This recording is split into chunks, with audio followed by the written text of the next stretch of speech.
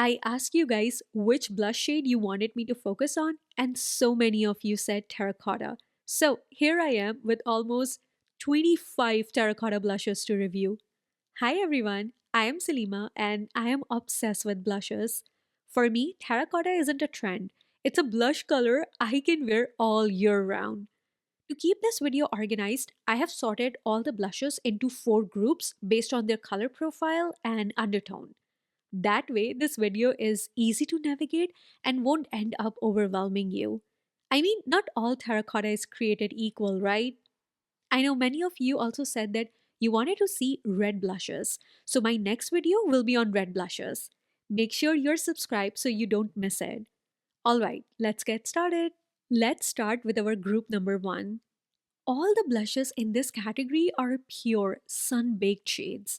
They have a warm color profile, meaning you will see a noticeable hint of orange or soft peach in them.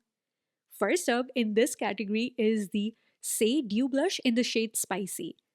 This is definitely one of my most worn terracotta blushes. The color is a beautiful, warm terracotta mixed with a dusty rose and some red. It's that perfect terracotta shade that mimics the color of warm, sun dried clay. It gives your face structure without looking like a harsh contour or a muddy bronzer. Now, for such a deep color, the formula is actually not insanely pigmented, which is awesome. This gives you the opportunity to build up the intensity exactly as you like. I would easily recommend this to a beginner. The formula sets down to a dewy finish on the skin, so if you prefer a natural, fresh glow over a flat matte, you are going to love this. Next up in this group is the Chanel Le Beige Water Fresh Blush in the shade Deep Apricot. In my experience, this shade is a brighter version of Saie Dew Blush in the shade Spicy. While the Saie blush is a dusty terracotta shade, the Chanel Deep Apricot is a true burnt orange brown. That strong orange undertone is what adds an instant burst of brightness on my skin. Beyond the color, this is the thinnest and the most lightweight formula in today's lineup because it's 75% water with micro droplets of pigment. When you blend it out, it melts into the skin and creates a beautiful watercolor like effect. However, don't mistake this formula for being sheer. It is super pigmented and surprisingly long lasting. I usually apply it to my hand first, break these colored droplets, and then take a brush and dab it on my cheeks. If your goal is a second skin effect where the color looks like it's truly coming from within, this is the ultimate low effort, high impact product to achieve that look. Next, I have the Saie SuperSuede blush in the shade Ciao. I see this as the powder counterpart to the Chanel Deep Apricot, but with a twist. The shade is a warm, almost tangerine apricot. It has that burned orange brown intensity as the Chanel blush. But because it's a powder, you get that color payoff immediately. One soft dab of the brush is usually all you need. It is pigmented. This blush does have some fine golden shimmer particles throughout. As someone who personally don't prefer shimmer in their blushes, this was a slight letdown for me. The color itself is stunning, and if you don't mind a touch of shimmer, this is a great powder to try. Another powder blush formula I wanted to share is the Kosas Baked Powder Blush in the shade Wavelength. The color is a soft apricot peach. Think of it as a lighter, more muted sun-kissed terracotta. It has some pink in it that softens the orange so it looks bright, but it has enough warmth to keep it grounded and universally flattering. If you have neutral or warm undertones, it is going to give you a sun-kissed flush. Just like the Saie blush, the Kosas also has some shimmer particles. However, the difference is how it looks on my skin. For whatever reason, maybe because it is such a good baked formula and the shimmer sizes are very small, it manages to make my skin look radiant but does not emphasize texture. For that reason alone, I much prefer Kosas formula over the Saie. Next, in this category, I have the Huda Beauty Blush Filter in the shade Watermelon Pop. This is much more vibrant blush than any of the others we have discussed so far. It is a warm brick red with a prominent brown undertone. It is deeper and more intense than the Say Spicy or the Chanel Deep Apricot, so you truly get a dramatic terracotta effect. As you would expect from Huda Beauty, it is insanely pigmented. I mean, truly concentrated. You need the tiniest dot. But because of its smooth, liquid texture, it blends seamlessly and gives you plenty of playtime before it sets. It dries down to a radiant, soft focus finish, and that's why it is marketed as a blush filter. If you have a deeper complexion, or if you're looking for a high impact, warm brick red shade that is going to last all day, this is your winner. Next, I wanted to talk about a blush that just screams summer to me. I don't know, for whatever reason, it just puts me in a vacation mode immediately. This is the Road Pocket Blush in the shade Sun Soak. Look at this shade. It is stunning. I would describe the shade as a vibrant orangey peach. This color literally looks like tropical sunshine. There is no brown in it, so it makes you look like you're glowing in the sunshine, not a sunburned effect.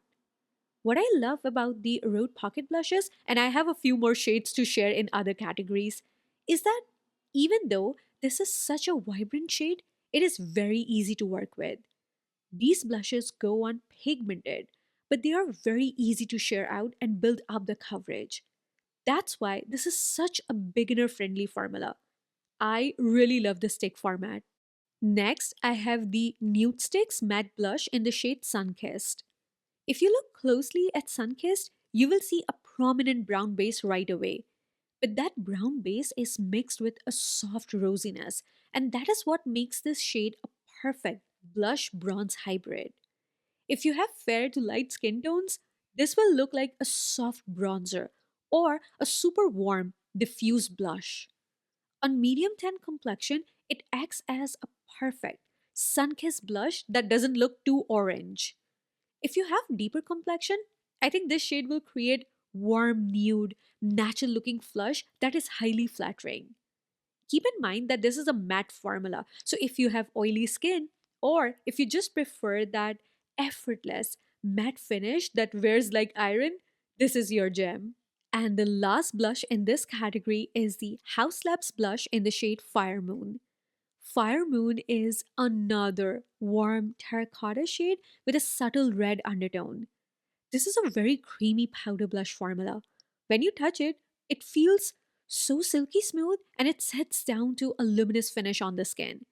That luminosity is not coming from any added shimmer particles. There is no glitter in here whatsoever. The luminosity is purely a result of how incredibly silky smooth the powder is. It melts right into the skin, so it instantly gives you that effortless glow, the kind of sun-kissed warmth that lasts all day.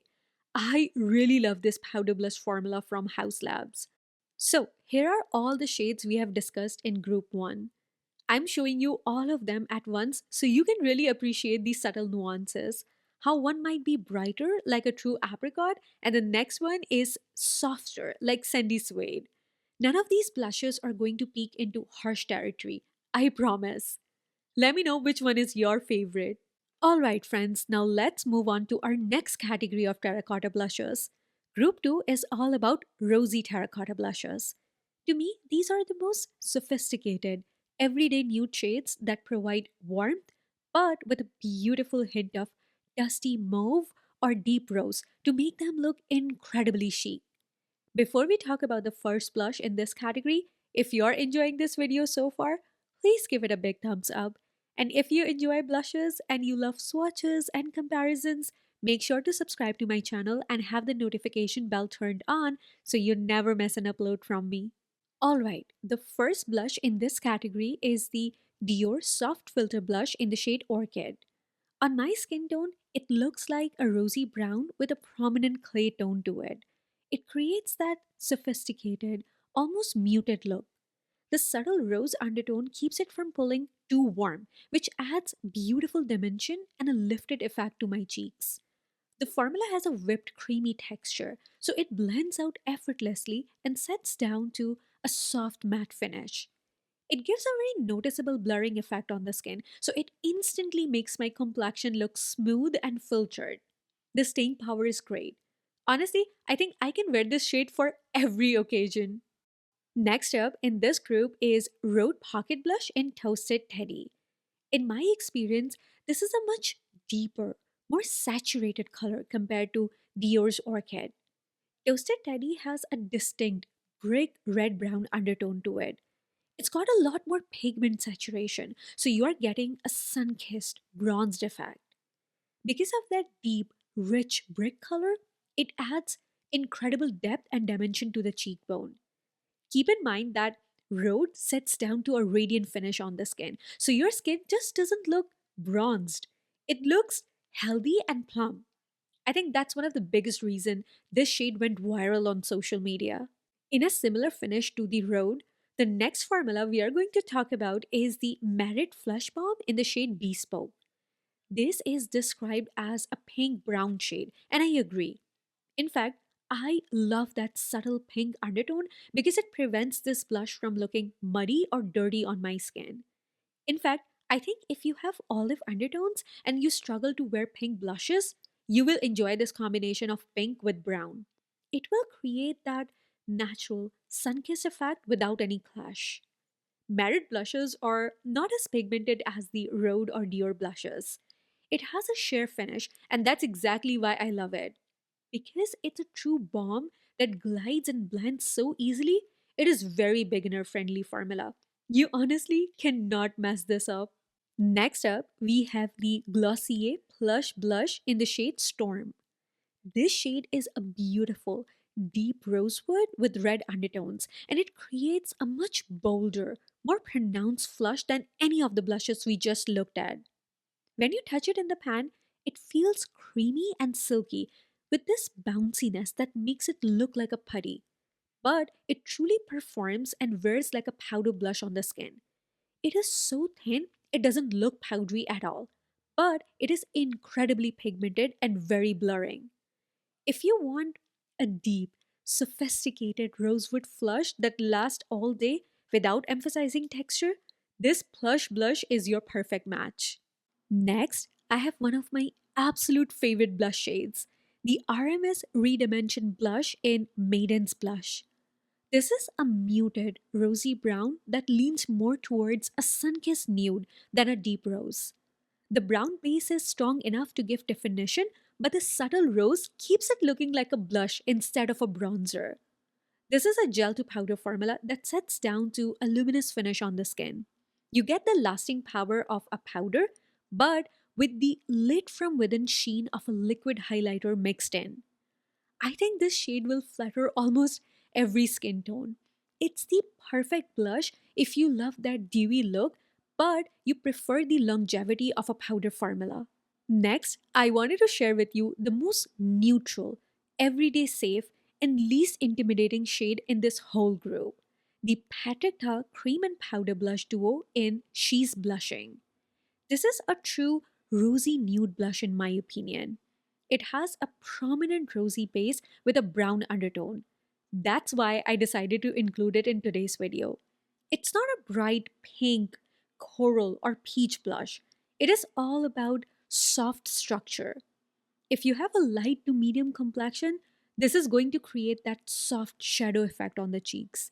You get a natural, effortless flush that looks polished and elevated, not overdone. You can use Patrick Tas technique to apply the powder first and then layer the cream on top. This locks the color down and ensures maximum longevity.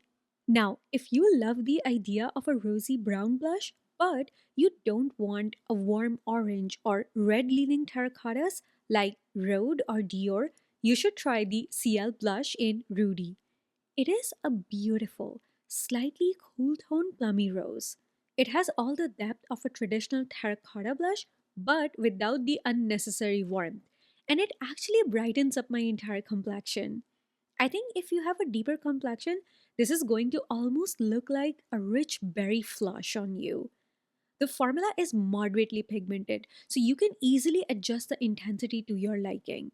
Plus, these blushes come with SPF 45, which is an awesome bonus for some added sun protection. Next in this category is another nude leaning terracotta blush for those of you who don't like a bold color on their cheeks. This is the Violet FR Bisou blush in the shade Louis. I would describe it as a soft, warm terracotta nude with just a hint of peach. The formula is sheer and balmy, similar to the Merit Flush Bombs, so it is impossible to overdo. If you want a shade that adds warmth, soft definition, and a polished look without screaming blush, this is the one to reach for. And the last blush in this category is the Soshi Pillow Blush in the shade Speak Easy. I wanted to save this blush for last in group 2 because I know what you're thinking. This is the least terracotta of all of them, right? You're looking at that deep, dusty rose and thinking, that's a mauve. But if you look closely at the swatch, this is another deep, dusty rose with enough brown pigment that it gives you a flush and definition all at once. That earthy brown pigment is the only thing that keeps this blush from being a simple pink. I wanted to include it for those of you who want nothing to do with orange or apricot shades. It has a bouncy, cushiony texture. It feels super creamy, but don't let that fool you. It's incredibly pigmented right off the pot, yet blends out without much effort. Plus, it sets down to a soft matte finish on the skin that I prefer with a deep, bold shade like this. On my medium tan complexion, it adds a beautiful, natural looking berry flush. However, if you have a lighter skin tone, you will see a soft, slightly cool tone rosy mauve when it's blended out. Now, take a look at all the blushes in this category. You can appreciate how each one maintains a neutral depth without becoming too pink, which is the magic of this category. If you're someone who avoids orange, but you still want that terracotta warmth, this is your home base. Let me know in the comments which of these beautiful neutral rose shades looks like your ideal everyday shade. Alright, now let's move on to group 3. In this category, we are talking about deep, earthy tone blushes.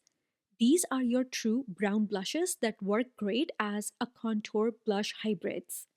Before I share the first one, tell me, do you prefer the rose or red leaning terracottas that we have already discussed? Or are you a fan of true brown terracotta that you can use to sculpt and bronze your face with? Let me know your preferences in the comments below. Okay, the first blush in this category is the House Labs Glassy Blush Balm Stick in the shade Glassy Cinnamon. This is a rich cinnamon brown shade. There is no pink or rose undertones in it. It is a very grounded and earthy shade. I find this to be such a versatile shade. It has enough saturation to provide noticeable color on fair to medium skin, but it's deep and warm enough to pop beautifully on darker complexions. If you're familiar with the House Labs blush bombs, you know that this glassy formula leaves a stunning, wet, high shine finish on the skin. This is the perfect brown blush if you want maximum definition combined with maximum glow. Next, I have the Makeup Forever multi-use stick in the shade Wherever Walnut. I would describe this as a neutral walnut brown shade. Unlike the House Labs Glassy Cinnamon that has some red undertones, this one leans much more neutral. It also has a soft matte finish on the skin, and the best part is that it is not overly red like a bronzer, nor overly gray like a contour. This perfect balance is why it's so versatile. If you're someone who loves to contour, you can use this shade to enhance your natural bone structure. You can also use it to create the illusion of a soft, healthy tan where the sun would naturally hit the edges of your face, all without looking like obvious makeup. Next, I wanted to talk about the Westman Atelier Powder Blush Duo in Sable and Suede. This is the perfect option if you want a complete, full face base look in one compact. You can sculpt, bronze, and blush using just this duo, And that's why it is my most travel duo in my makeup bag ever since I got it. I'm sure you have seen this in my monthly favorites so many times. You get sable, which is a warm clay tone brown, and suede, which is a muted, dusty rose brown. I use sable just like I would use my bronzer for depth, and then I use suede upward across the apples of my cheeks for color. This layering creates a naturally lifted and polished effect. It gives you depth, color, and a smooth, soft matte finish all in one compact. It truly looks so chic and effortless. Moving on, I have the Tower 28 powder blush in the shade Long Beach Iced Tea. This is the most neutral to cool leaning shade in this category. I would describe it as a muted rosewood brown. So it has a blend of brown, rose, and a hint of purple. This slightly rose mauve undertone is what prevents it from looking muddy or purely like a contour. It simply creates a natural, beautiful flush on my skin, and I love the blurring effect. Now, keep in mind, this powder has a little bit of a kickback, and it is very soft but highly pigmented. However, the soft focus effect it creates on the skin is very similar to the Westman Atelier Duo, which is definitely more expensive. Next, I wanted to share a very popular blush. This is the RMS Redimension Powder Blush in the shade Crystal Slipper. The color is a dusty brown with a subtle golden shimmer. Because this is such a muted beige brown shade, it will look phenomenal as a natural bronzer blush for fair to light skin tones. If you have a medium to deeper skin tone like mine, you can use this to add all over healthy radiance and warmth. I can literally use this shade and I don't need a separate bronzer, blush, or highlighter. So if you are low maintenance, if you want fewer products for traveling, if you find yourself doing a 5-minute makeup routine, or you simply love multitasking products, I highly recommend you try this shade from RMS. Okay, the final blush in this group, and perhaps the most interesting one, is the Rode Pocket Blush in Sleepy Girl. I almost didn't include it because it is at the far end of the terracotta spectrum. While shades like House Labs and Makeup Forever are true warm brown, Sleepy Girl is our cool tone exception. The color is a soft, muted mauve brown. It uses the brown for deep, understated dimension, but the prominent mauve color keeps it cool and prevents it from looking warm or orange on the skin. I wanted to include it especially for people with cool or neutral undertones. If you find that every other terracotta you try pulls too red or too orange, this is your solution. It will add some color and a shadow like effect on your cheeks while still looking chic. On my skin tone, it looks like an understated blush. Okay, now let's look at all the shades we discussed in this category. The difference here is that the main color is brown and the terracotta is the undertone. These aren't just blushes, these are incredibly rich, muted colors that double beautifully as a contour, blush, or a soft bronzer. If you love a slightly sculpted, defined cheek but still want that hint of warmth, this is where you need to be shopping. If you haven't yet spotted your perfect terracotta blush across our three categories, don't worry, I have one more powerhouse group left for you. That last group of terracotta blush in this video is group 4, our bold terracotta blushes. These shades are high impact, highly saturated, dramatic colors that are meant to be a statement blush. This will give you rich, powerful color that instantly brightens your face and speaks for itself. This is also going to be the shortest category with only 3 blushes. The first blush in this category is the Merit Flush Balm in the shade Postmodern. Now, this one is slightly different, but it delivers the drama that we're looking for.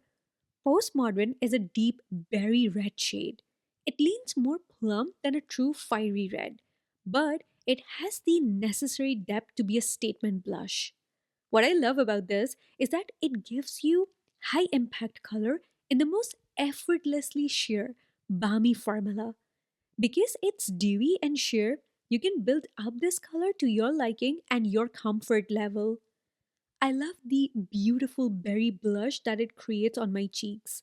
I think if you have lighter complexion, it will make you look like you just came in from the cold, but with an elegant postmodern twist. Next up is another matte flush bomb, the limited edition shade called Redux. If postmodern was too berry, Redux is going to be your sweet spot because this shade lives right in the spice cinnamon territory. Redux is a deep, earthy brown with some red undertones. It has that baked clay richness that keeps it grounded. Because of its balmy formula, it will provide you a saturated wash of color, but it doesn't look like makeup. You will get that subtle autumn glow that looks sophisticated and never harsh. And now we are moving from cream back to powder with the iconic MAC blush in the shade Burnt Pepper. Burnt pepper is a deep, dusty rosewood. If you could take the color of paprika and mix it with deep cacao powder, that's the richness you get here. It's earthy, moody, and powerful. This is a MAC powder blush formula, which means the color payoff is serious. You need the lightest tap of a brush to pick up the color, and it can give you a long wearing stain effect. I love this shade. And finally, here are our three blushes from Group 4 swatched together. Look at the depth and the rich undertones here. These are not soft, these are confident, statement making shades. You can see how each one is grounded in a strong, spiced brick tone, so they bring warmth and drama without looking muddy. All right, my friends, that wraps up today's video. 25 shades of terracotta is a lot, but I truly hope this video was helpful, not overwhelming. My goal was to ensure that you at least discovered some new shades that you are interested in, or maybe even rediscovered a blush from your own collection. Tell me in the comments down below, what is the shade that you have rediscovered or the one that's going straight into your shopping cart? Remember to stay tuned for more videos just like this one. Thank you again for watching. As always, stay happy, healthy, and safe wherever you are in the world, and I will catch you in my next one. Bye for now.